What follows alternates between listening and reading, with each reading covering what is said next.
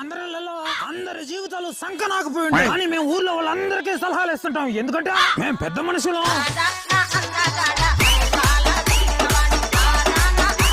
మేమే కేసులు పెట్టిస్తాం, మళ్ళీ మేమే బయటకు తీసుకొస్తాం. ఎందుకంటే మేము పెద్ద మనుషులు.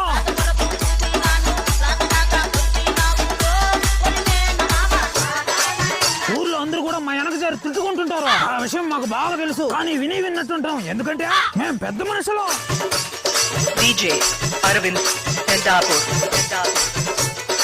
ఊర్లో ఒక్కడికి కూడా ఒక్క రూపాయి కూడా సహాయం చేయాలి కానీ ఊరిని ఏదో ఉద్ధరించినట్టు మేమే బిల్డప్లు కొడతాం. ఎందుకంటే మేము పెద్ద మనుషులు.